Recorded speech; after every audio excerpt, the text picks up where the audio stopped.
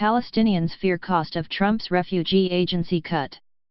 Dignity is priceless, read the signs as thousands of employees of the UN Agency for Palestinian Refugees march through central Gaza City.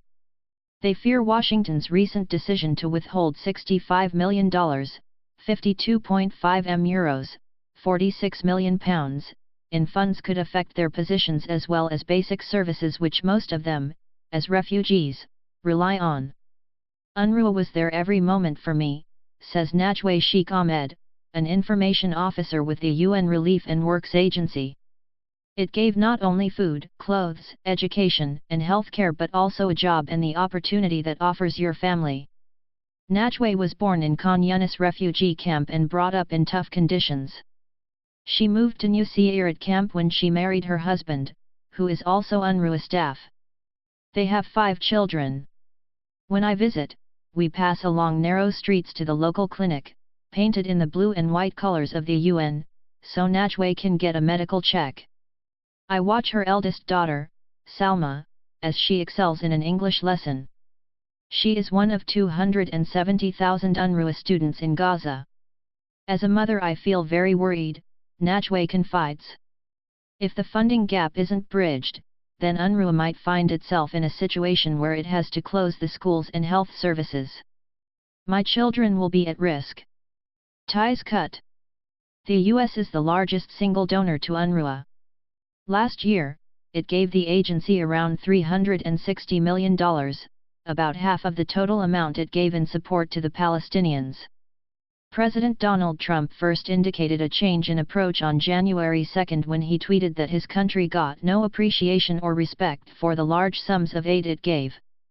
The State Department insists that freezing UNRWA funds is linked to needed reforms, but suspicions remain that it is meant to punish Palestinian leaders. They cut ties with the White House weeks earlier after it recognized Jerusalem as Israel's capital. The Palestinians claim East Jerusalem as the capital of their future state. Last week in Davos, Switzerland, Mr. Trump said that aid to the Palestinians would be suspended unless they sit down and negotiate peace. Special status.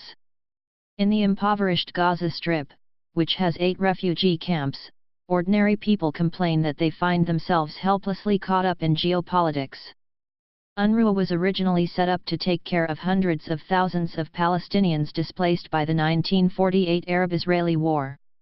Nearly 70 years on, some of those refugees and many of their descendants continue to live in camps, which are now chronically overcrowded breeze block neighborhoods. UNRWA supports some 5 million people not only in the Palestinian territories but also in Jordan, Lebanon, and Syria, where Palestinian refugees have limited rights. The fate of the refugees is a core issue in the Arab-Israeli conflict and they have often been at the heart of Palestinian political and militant activity. Palestinians call for their right to return to parts of historic Palestine, land which is now in Israel. Israel rejects that claim and has often criticized the setup of UNRWA for the way it allows refugee status to be inherited, which it points out is uniquely applied to Palestinians among all the world's refugees. How long are we going to have UNRWA? Another 70 years, the Prime Minister, Benjamin Netanyahu, said to me at a recent press event. We already have great-great-grandchildren who are refugees, who are not refugees but they're on the list of UNRWA. Mr. Netanyahu suggests donations should be shifted to other humanitarian agencies, including the UN High Commission for Refugees. It will have positive effects because the perpetuation of the dream of bringing the descendants back to Jaffa is what sustains this conflict, he told me. UNRWA is part of the problem, not part of the solution. Alternatives worse. UNRWA officials stress that the UN General Assembly sets their mandate and dismiss the idea it obstructs any Israel-Palestinian peace deal. It is the failure of the political parties to resolve the refugee issue that perpetuates it, says UNRWA spokesman Chris Gunness. As soon as there's a resolution of that based on international law, based on United Nations resolutions, UNRWA will go out of business and hand over its service. The agency has now launched a global appeal to fill the gap in its budget and is receiving many messages of support, including from celebrities and 21 international humanitarian groups. Some in Israel also raise concerns that weakening UNRWA could cause regional instability and create more extremism. While UNRWA is far from perfect, the Israeli defense establishment and the Israeli government as a whole, have over the years come to the understanding that all the alternatives are worse for Israel, a former Israel Defense Forces, IDF, spokesman, Peter Lerner, wrote in Haaretz newspaper.